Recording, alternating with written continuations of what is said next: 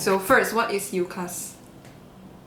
I have no idea. So the UCAS, according to Google, is the University and Colleges Admissions Service, and it is a UK-based organization whose main role is to operate the application process for British universities.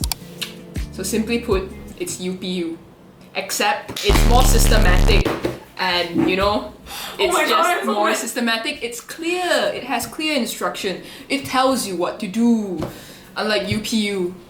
It's okay, UPU is trying. I did see... It's not trying. No, I did see an improvement from previous years. I've seen, like, they have changed some things to make it more systematic and effective, but no. So, context, UCAS I also UPU. applied to UPU and the difference, man. Literally, it's just an online website. I'm not telling them to reform the education system, but reform your website, you know? Sing applied in UCAS for several universities, 5, right? Yeah. What universities did you apply for? I applied to University of Cambridge, King's College London, London School of Economics and Political Science, University of Nottingham, and University College London. And she got all 5 accepted with conditions? Yeah, all of them are conditional, which is like most likely the case if you're applying with your AS results or your forecast. So let's jump back to the beginning of UCAS. What are the documents required? So mainly the documents that you have to prepare for UCAS is your SPM results, and you can only apply after you've had your forecast. So I applied with my forecast, not even my AS results, because Cambridge had an earlier deadline. So I applied with using my forecast, which my college provided. It depends on what schools you want to apply to and when the deadlines are. But generally, if you do not want to take a gap year, right, you only can apply using your forecast. And the forecasts with different colleges and the A-levels are different. So my college has 3 forecasts per year, and depending on when you apply, you just have to use your latest forecast. So what time of the year did you apply for UCAS last year? I submitted around August.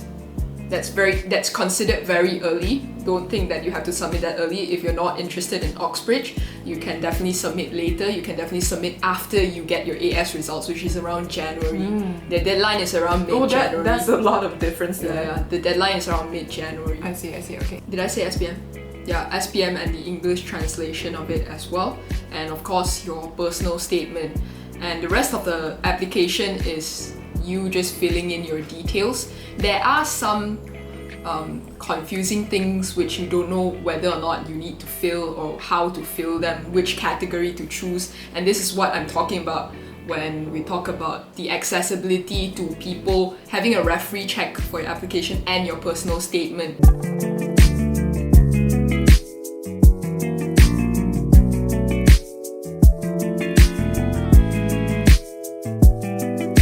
I don't think that I could have gotten in without the help from my college. First of all, they had referees to check my application very thoroughly, and they could answer some of the complicated questions that I had to fill in the UCAS application. And they had professionals over to hold workshops and teach us how to write our personal statements properly.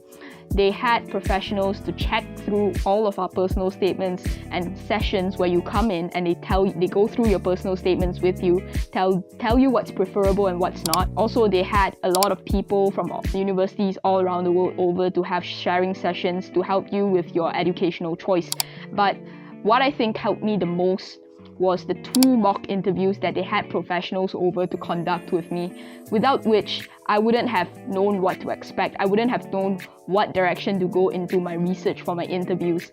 And I could familiarize myself with how a Cambridge interview could work out before going to my actual interview. And I think that experience in itself helped me the most. Back to what I said about accessibility. Me and Shu Huan noticed by comparing colleges with cheaper tuition fees for A-levels often don't have the service in place to help you. And that's what I mean by accessibility, right? Would it be possible to still get into Oxbridge if you don't have these resources for you? Yes, but I would say that it would be significantly harder.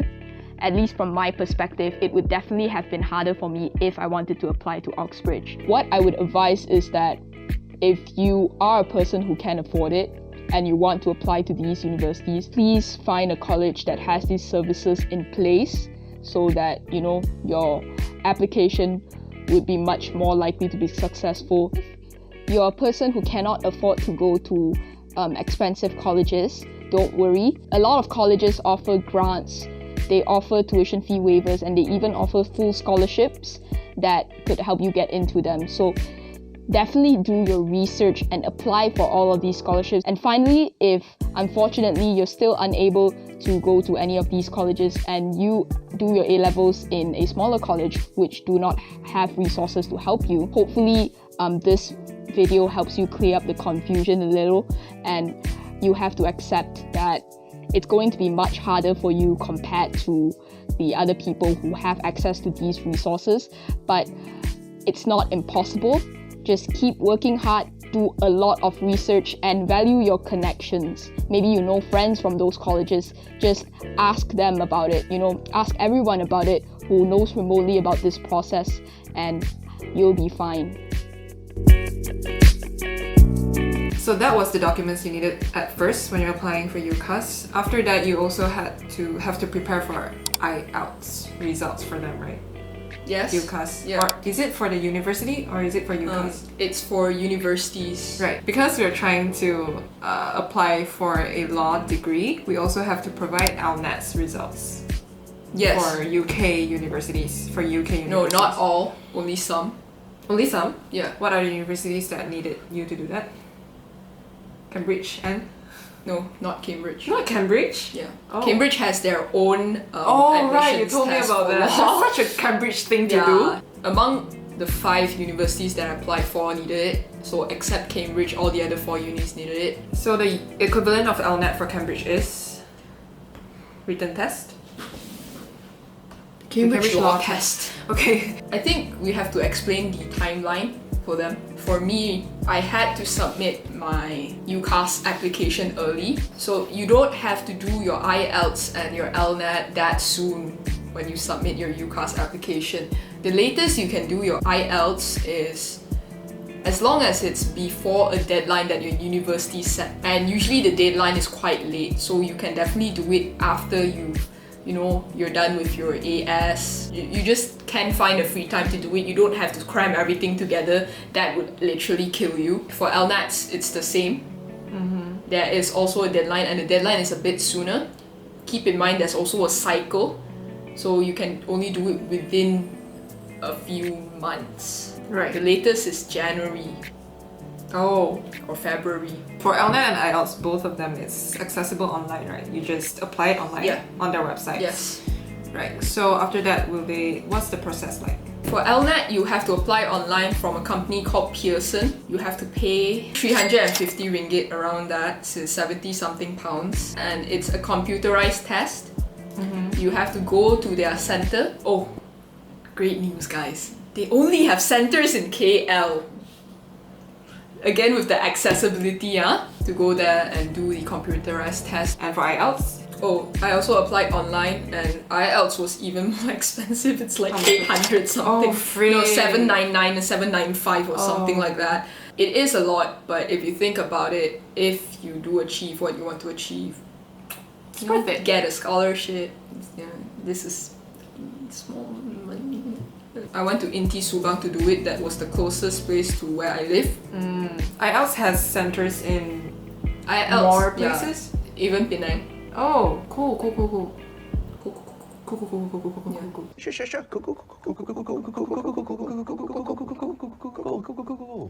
Okay, so now we've covered the beginning of applying to UCAS, the documents you need, and then she went through LNAT, she went through IELTS. So is there anything to note in preparing all of this? Is there an advice you can give? Your personal statement is very important. Oh yeah, the personal statement will be in the next video where we talk about everything Cambridge. She will explain her experience in writing a personal statement. So after you applied on UCAS, how long did the universities take to reply you? In general or roughly?